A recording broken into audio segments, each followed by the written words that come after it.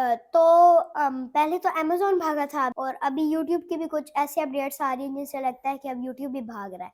तो आप इसके बारे में क्या कहना चाहते हैं? उन्होंने गूगल एडसेंस अप्रूव करना बंद कर दिया है और टू स्टेप वेरिफिकेशन बिल्कुल नहीं हो रही है और कुछ लोगों के तो चैनल ही नहीं मोनेटाइज़ हो रहे। यूट्यूब के बारे में तो कोई मेरा ऐसा एक्सपीरियंस नहीं रहा। अमेज़न के जाने की वजूहात मैं आपको बता सकता हूँ। अमेज़न यहाँ से इसलिए गया कि हमारे पाकिस्तानी लोग चाहते हैं कि हम जुगाड़ करें, और आज अगर हमने $10,000 लगाया तो कल हम उसको $10,000 बना लें। तो देखें, कभी भी किसी भी बिजनेस के अंदर ऐसा नहीं होता।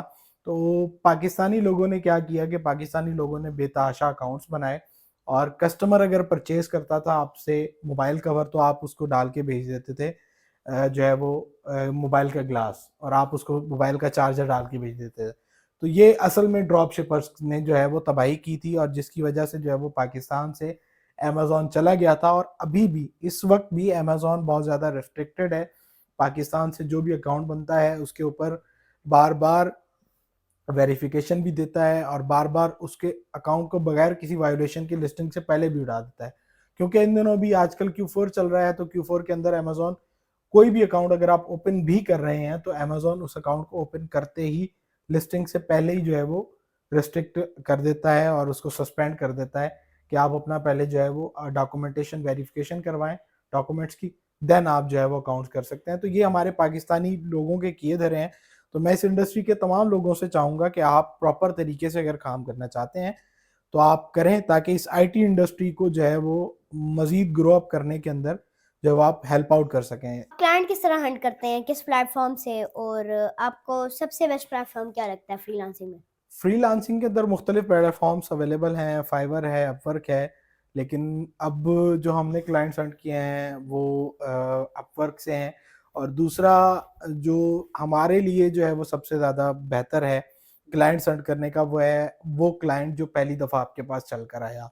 तो उसकी रिकमेंडेशन से अल्हम्दुलिल्लाह हमें इतने क्लाइंट्स मिल जाते हैं कि हमें बाहर से क्लाइंट हंट करने की ज़रूरत ही नहीं आप पड़ती। रेफ़रल से करते हैं? रेफरेंस से ही हमें इतने क्लाइंट्स मिल जाते हैं कि हमें बाहर से हंटिंग करने की ज़रूरत ही नहीं पड़ती। तो उसके अलावा हम अपवर्क से क्लाइंट हंट करते हैं।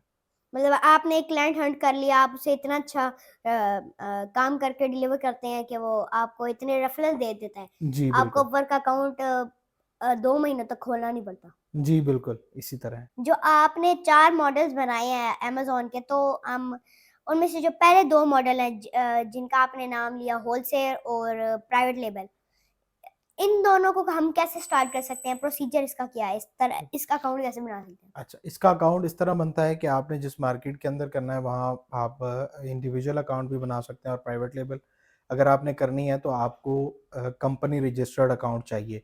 तो आप उस मार्केट के अंदर कंपनी रजिस्टर्ड करवाएँगे, अगर आपने यूके के अंदर करना है तो एलटीडी रजिस्टर्ड करवाएँगे, और अगर आपने यूएसए के अंदर करना है तो आपको एलएलसी रजिस्टर्ड करवानी पड़ेगी। देन आप उसके ऊपर अमेज़न का बिज़नेस अकाउंट बनाते हैं।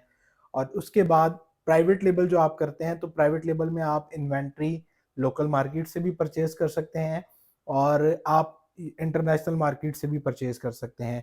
लेकिन वो आपकी प्रोडक्ट के ऊपर आता है कि आपकी प्रोडक्ट इंटरनेशनल मार्केट से आपको कम प्राइसेस के ऊपर मिल सकती है, या आपको जो है वो लोकल मार्केट से मिल जाती है। तो हमने इसके अलावा जो है वो आपने होलसेल का पूछा है, तो होलसेल इस तरह होती है कि आप पहले से जो ब्रांड्स मौजूद हैं, एडिडास मौजूद है, नाइकी मौजूद है, आप कह रहे हैं कि मैंने उन्हीं की जो इन्वेंट्री वो सेल आउट कर रहे हैं, तो मैंने उन्हीं की इन्वेंट्री को सेल आउट करना है। तो वो फिर आप उनसे ब्रांड ऑथराइज़ेशन लेते हैं, वो आपको जब ब्रांड ऑथराइज़ेशन दे देते हैं, तो आप उनकी लिस्टिंग के साथ मी टू कर लेते हैं, और फिर आप उन्हीं से जो है वो अपनी प्रोडक्ट बाय करते हैं उनकी, और वो आप फिर अगर आप एफबीए करना चाहते हैं तो वो आप अमेज़न के वेयरहाउस भिजवा के आप जो है वो होलसेल कर लेते हैं। तो ये 2 बेसिक मॉडल्स हैं अमेज़न के जो करने भी चाहिए और जो रिकमेंडेड हैं। ऐसा करके हम इंटरनेशनल मार्केट के अंदर भी अपना जो है वो मयार गिराते हैं, और इंटरनेशनल मार्केट के अंदर हम अपने अपने वक़ार को भी ख़राब करते हैं। और फिर वही होता है कि जो हर बंदा यही चाहता है कि वो कोई आता है और फिर अपनी सर्विसेज़ लेके वापस चला जाता है, क्योंकि हम उसके साथ फ्रॉड और बाकी दीगर चीज़ें इस तरीके से कर रहे होते हैं। तो लीगल तरीके से आपको चीज़ें करनी चाहिए, और लीगल तरीके से अगर आप करते हैं तो अल्हम्दुलिल्लाह ऐसा नहीं है कि जो लोग पाकिस्तान से जो है वो अच्छे तरीके से काम कर रहे थे, वो लोग वो उन लोगों के भी अकाउंट्स उड़े हैं। समटाइम्स ऐसे लोग भी मौजूद हैं जिनको मैं पर्सनली भी जानता हूँ, 2011 से अमेज़न पे सेल आउट कर रहे हैं और 2011 से उनका अकाउंट ज़बरदस्त तरीके से चल रहा है आज तक, और अमेज़न ने उनको कोई रिस्ट्रिक्शन नहीं लगाई क्योंकि वो तरीके वैलिड तरीके से काम कर रहे हैं और अच्छे तरीके से उसके ऊपर काम कर रहे हैं, तो वो अभी तक अल्हम्दुलिल्लाह उनके अकाउंट सेफ हैं।